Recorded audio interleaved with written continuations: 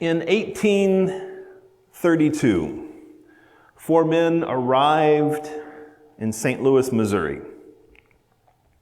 Unlike most of the people who were arriving in St. Louis in those years, these men came not from the east, but from the west.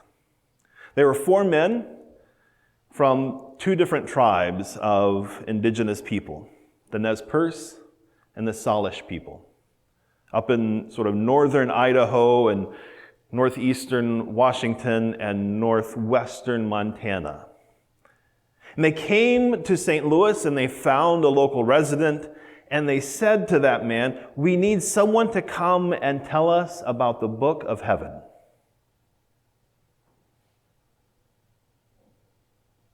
They did that because there was a vision amongst the people of the Salish Bitterroot tribe that these settlers, these Anglo-European settlers who were headed west, had something called the Book of Heaven, and they wanted to know more about it.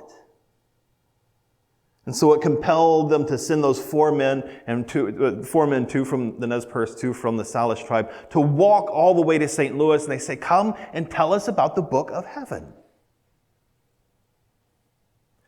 Now, at this time in the U.S. and in European Christianity, there was a sort of strong current of missionary work.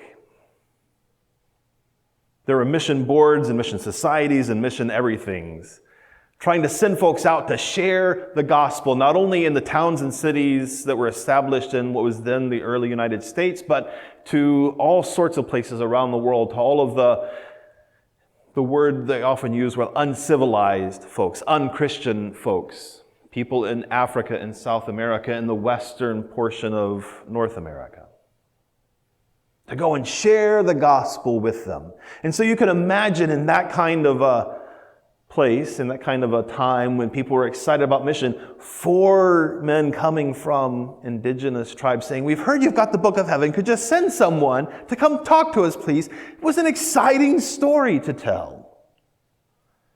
And that story got picked up and shared with all the sort of mission magazines and circulars and newspapers, and got passed around all of the mission societies and groups and gatherings.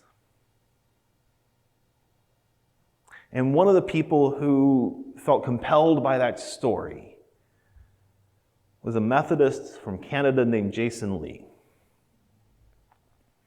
He hears that story, he gathers the funds, he's commissioned to be sent off to the Salish and Nez Perce people to tell them what he knows about the Book of Heaven.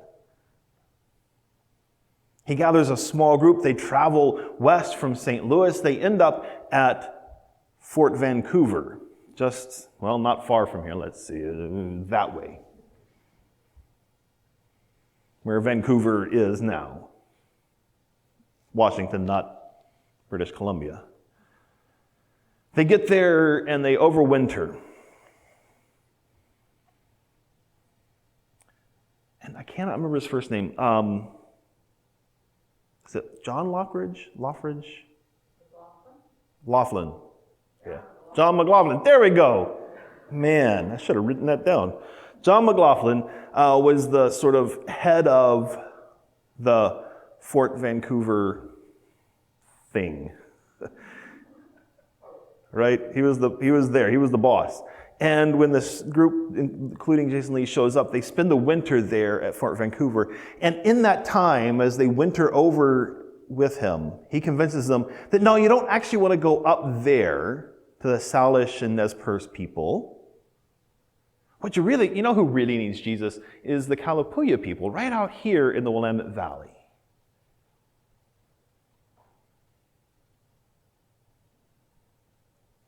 And so when spring came and the weather allowed them to travel, that's where they went. And Jason Lee and the others began to collect and connect with the people who were in that area, primarily not the indigenous folks, but with the trappers and others who had already begun to settle in this part of the world. And Jason Lee and others founded missions and schools and what is now Willamette University, and lots of churches, including First United Methodist Church of Salem, and several other churches, including Hillsboro.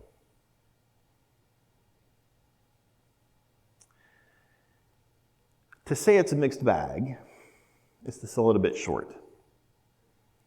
And we have celebrated, not long ago we celebrated 175 years, and we honored the work of Jason Lee to create Methodist societies that became Methodist congregations that became us. And we had to also recognize that so much of the work that Jason Lee and others did was not godly. It was costly to the people who are already here. Children were taken from their homes and brought to the school that Jason Lee founded so that they could be civilized, which meant removed from their culture and from their homes.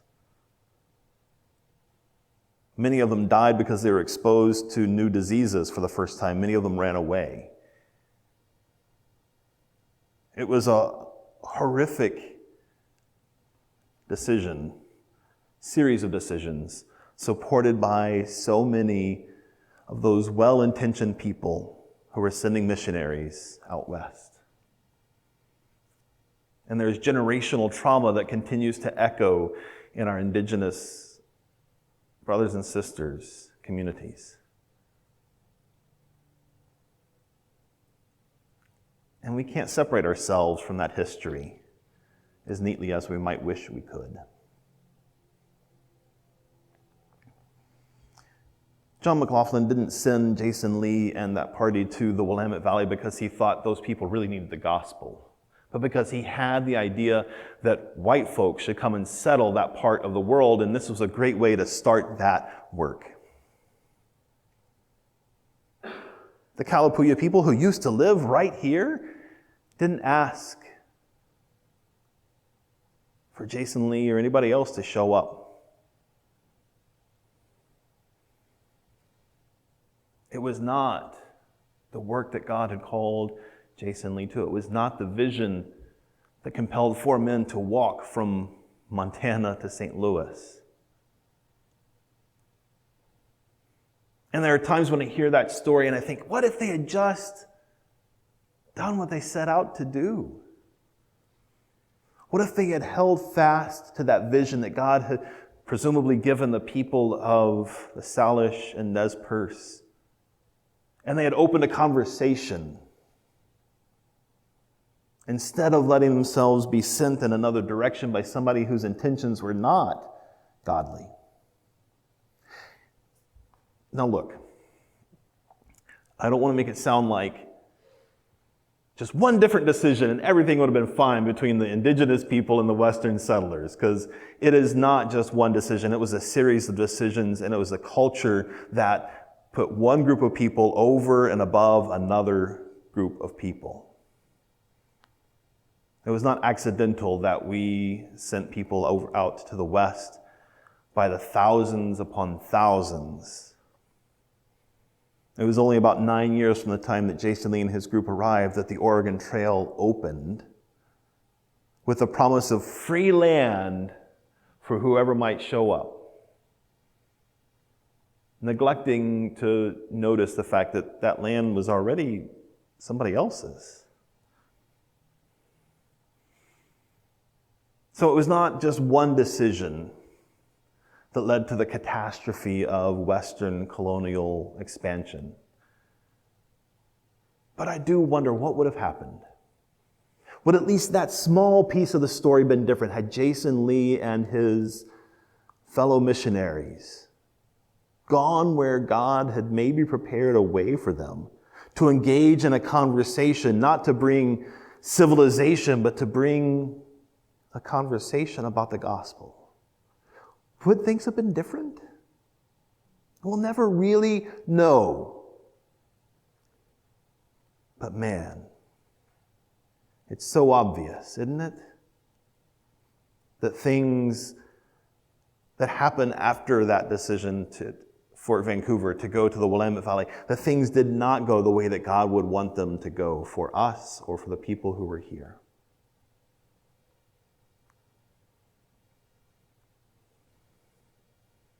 Paul has this dream, this vision, when a man from Macedonia says, "Hey, will you come help us?" Now, what you need to know up to this point is that Paul had already been traveling with someone named Barnabas, and then they were making plans, and Barnabas had one idea, and Paul had another idea, and they couldn't settle it.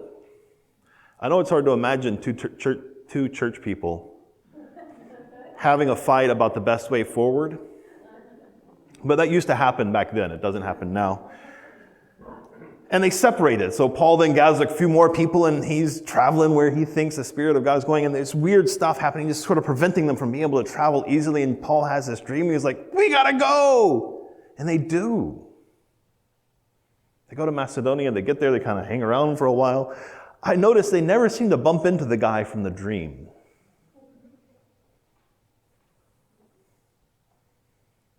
But they go where they feel called by God. They hang around. They find a place where people are gathering for worship by the river.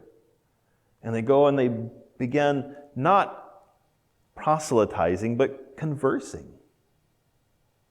"Who are you? Tell us what you're doing here. Let me tell you a bit about my story." And it's in that moment that they connect with Lydia, who becomes one of the significant figures in the early church. One of the early leaders of the church, who often gets sort of pushed aside because, she's not a man.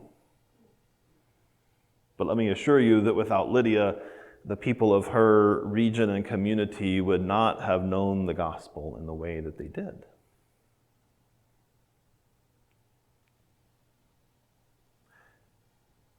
Those of us who read and understand something of the tragic history of our nation, and in fact of sort of human history, of colonizing efforts by people who are powerful and wealthy to exploit the resources and land and people of other places. If you have that kind of a background, we're often hesitant when it comes to conversations about, talking to people about Jesus, about evangelism, because we know that so often what has been called evangelism has simply been a mask for colonialism. Not conversation, but exploitation. Not people seeking answers together, but people who come with their answers ready-made and quick to tell you how wrong you are.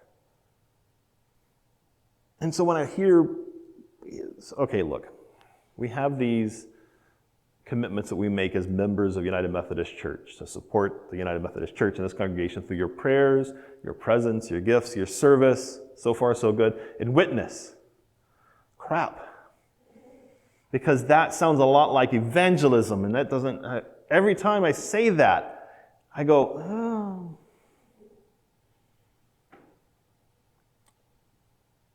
And I'm professionally doing this. I should want more people to connect with what we are doing and saying. And I also know that it so often becomes not something good and godly and helpful, but rather something really problematic, historically and even in the present day. God has dreams and visions to share with us about who we are called to be, how we are called to connect with our community and with our neighbors. It is not to exploit and colonize, but to converse and engage and learn from one another. When Paul and the crew show up, the reason they connect so well is that they had listened to what God had called them to do. They stayed faithful to it, and they went in with humility and grace and love for the people there. Not power, not wealth, not with an intent to exploit or to fix, but the hope to share.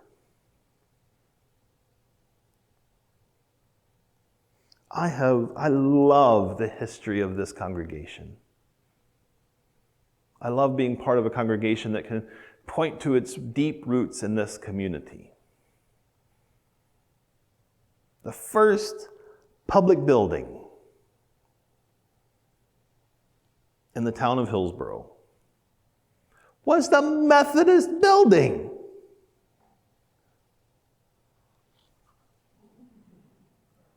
It was a church. It was also where they would hold trials if there was a need for that. If there was somebody that needed to be locked up for a little bit, guess where they went? We were sort of a catch-all in the earliest days. And lots of other congregations who are deeply connected in this community started in our building. Our friends at the UCC church, I think the Baptists were there for a while. We didn't let the Presbyterians in because, Presbyterians. I don't know, actually, we might have let the Presbyterians in. God bless them. We've been here for a long, long time.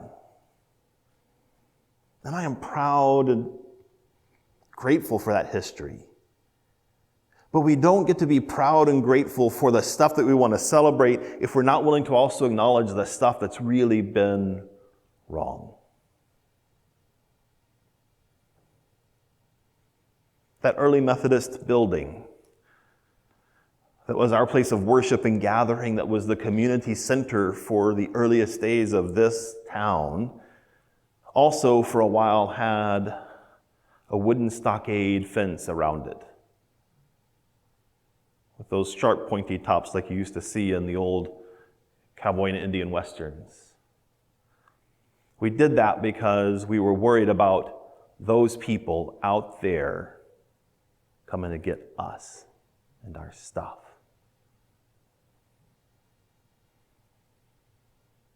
The very people that Jason Lee was sent to share the gospel with, we built stockade fences to keep them out because we were worried that they were going to come and get us.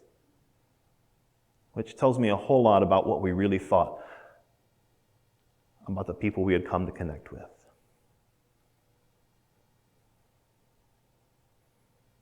And our understanding of the gospel. We didn't get it all right. We can't go back and magically change what happened in Fort Vancouver, or with the general expansion of the United States and the wiping out of indigenous peoples and cultures. We can't undo that.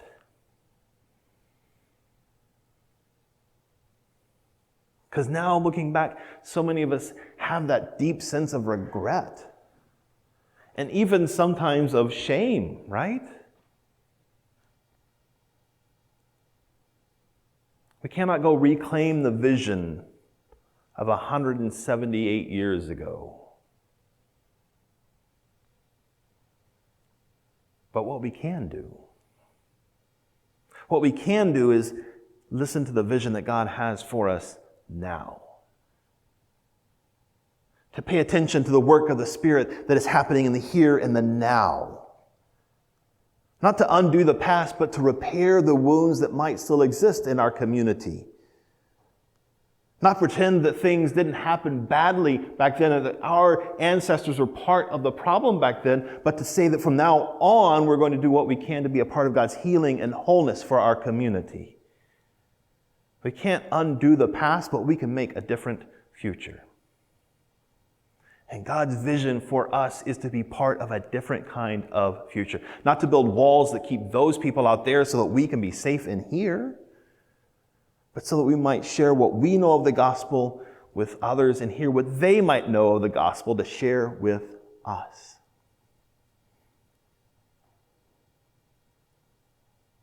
That is a vision that God has for us today, friends. It's easier to build a fortress.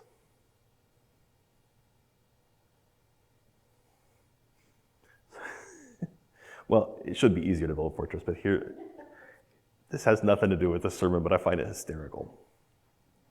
So I'm going to tell you, as a little aside, a moment of levity, if you will. So Jason Lee, when they showed up with the missionaries, they got to work trying to build houses and schools and stuff, and all the people they brought were excited about missionary work, but they were crappy carpenters. They had not known how to do this stuff. And so they were just furiously working all day, and in his diary, Jason Lee wrote, "Men have never worked harder and produced less." Which feels like a summary of the whole thing, really.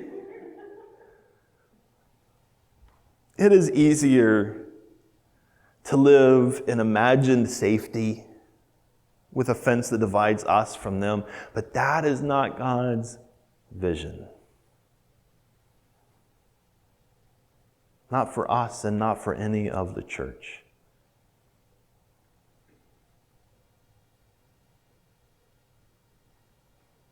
We need to reach out to our neighbors, to connect with them in ways that we have not done for the last 175 years.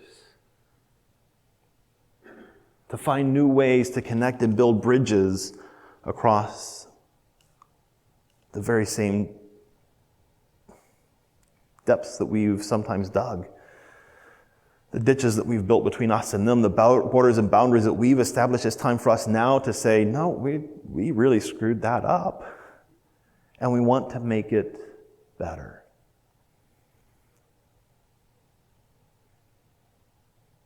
To listen to where it is that God is calling us, to help and care for our community, and to learn from our community. Let me assure you, brothers and sisters, when we are willing to step outside those lines that we sometimes imagine keep us safe, what we find is not a big, scary world where people are out to get us, but when we step into that place with humility and grace and love for our community, there is such joy.